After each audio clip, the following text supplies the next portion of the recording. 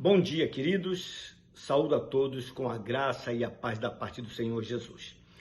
Leiamos os versos 19 até o 23 do capítulo 20 do Evangelho de João, pois assim nos diz a palavra de Deus.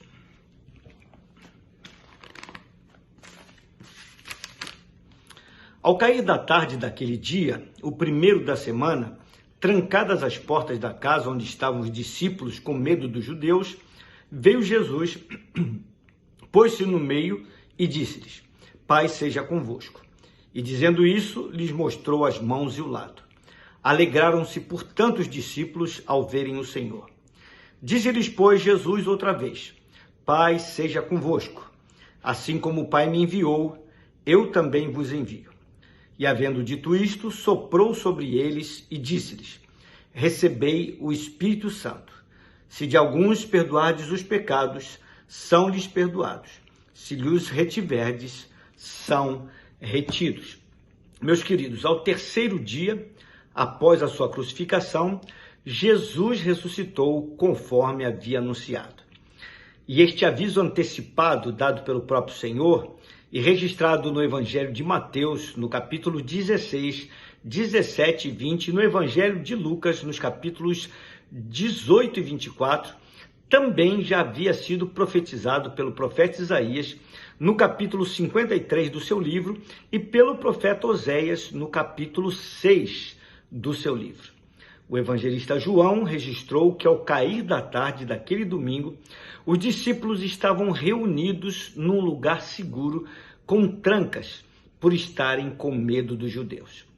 Havia ocorrido tantos eventos extraordinários e maravilhosos naquele dia, que eles resolveram reunir-se para considerar a respeito do assunto. Todavia, tomaram medidas de precaução, pois temiam algum tipo de retaliação da parte dos religiosos judeus, posto que o corpo de Jesus não estava mais no sepulcro. Temiam ser acusados de terem dado sumiço no seu corpo e, por conta disto, serem presos, julgados injustamente e maltratados. Se foram capazes de fazer isto com Jesus, que contava com a simpatia de todo o povo, o que fariam então com eles? Por tais razões é que estavam reunidos, tomando todos os cuidados com respeito à segurança. De modo sobrenatural, diz o texto bíblico que Jesus pôs-se no meio deles. A Bíblia não entra em detalhes de como isto ocorreu, mas fato é que os discípulos foram tomados de surpresa com a súbita aparição de Jesus, posto que as portas estavam trancadas. Jesus, então, os saudou dizendo: Paz seja convosco.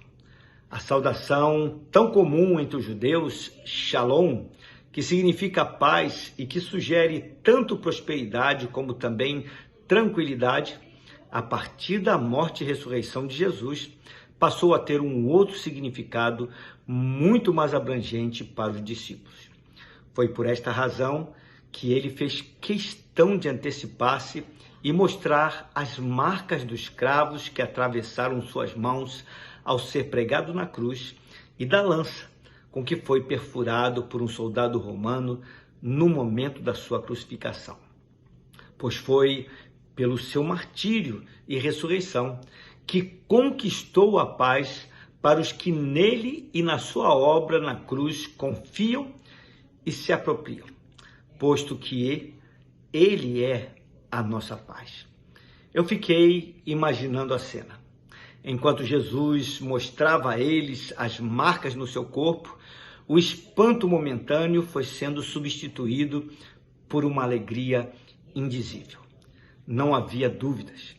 Quem estava ali em pé diante deles era de fato Jesus. E não era um fantasma, pois possuía um corpo real. Eles não estavam vendo o Espírito de Jesus, mas o próprio Jesus corporalmente. E no final das contas, eles estavam se dando conta de que estavam diante não apenas do Mestre deles ressurreto, mas do seu Senhor e Salvador. Meus amados, Jesus concedeu a paz aos seus discípulos E a paz que ele conquistou foi a que ele deu. Como já falei, ele conquistou na cruz do Calvário. Paz esta que deve ser compartilhada com outros, a fim de que também a recebam ao converterem-se a ele. Foi por isto que ele ordenou logo a seguir: assim como o Pai me enviou, eu também vos envio. Este é o dever de todo crente em Cristo Jesus. E não deve ser interpretado como um fardo, como uma obrigação ou como um peso, mas como algo que faz parte natural da própria existência do cristão. Diz a palavra de Deus: e havendo dito isto, soprou sobre eles e disse-lhes: recebei o Espírito Santo. É o que registrou João no verso 22. É evidente que os discípulos não receberam o Espírito Santo de forma plena nesta ocasião. Até porque, neste mesmo evangelho, no capítulo 7, no verso 39, resta claro que o Espírito viria sobre eles na sua plenitude somente após a glorificação de Jesus, o Cristo.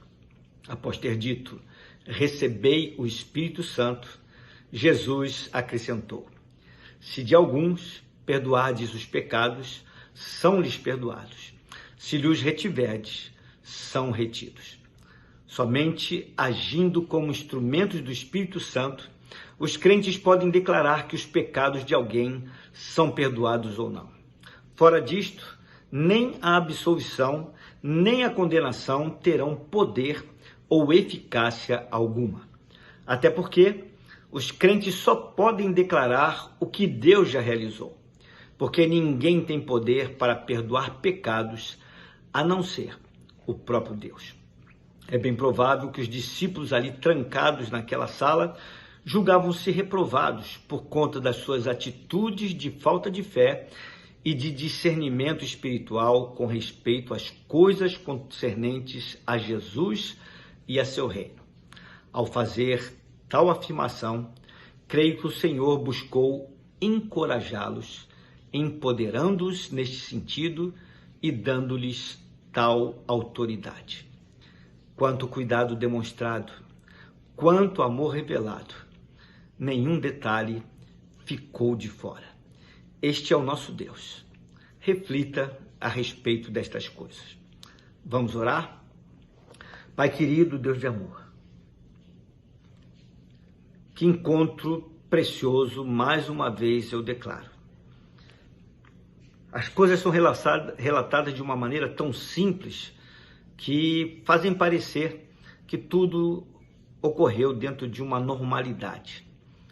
Mas fato é que, estando os discípulos amedrontados e ainda impactados com os últimos eventos, com a aparição dos anjos, a Maria Madalena, com o fato de que tanto Pedro como João foram ao sepulcro e não acharam ali o corpo de Jesus, muitas coisas ainda estavam nebulosas, mas apontavam para o fato de que as pessoas não tinham violado o sepulcro, mas que algo extraordinário havia acontecido.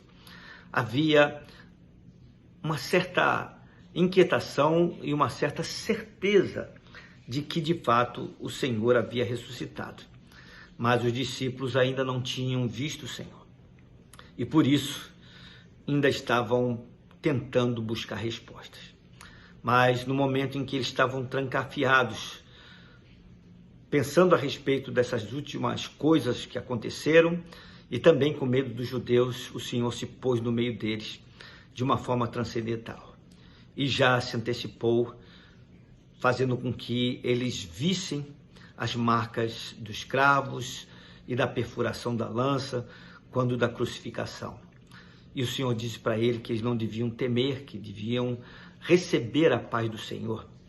E ali, de alguma maneira muito especial, o Senhor soprou sobre eles virtude do Espírito Santo, preparando-os para o dia em que finalmente o Senhor seria glorificado e o Espírito Santo havia de descer para cumprir o ministério que lhe fora designado de consolo, de comunhão e também de convencimento do homem da justiça, do juízo e do pecado. Pai querido, louvado seja o teu nome. Quantas coisas extraordinárias, quantos detalhes que o Senhor não desprezou, porque o Senhor é o Deus que fala aos corações daqueles que o Senhor ama. Santo é o teu nome. Que possamos proclamar essas verdades, que possamos vivenciar plenamente essas verdades, por louvor da tua glória e para a salvação de muitos. É a oração que fazemos no nome precioso dele, no nome de Jesus. Amém. Meus queridos, tenham uma abençoada sexta-feira. Fiquem na paz do Senhor.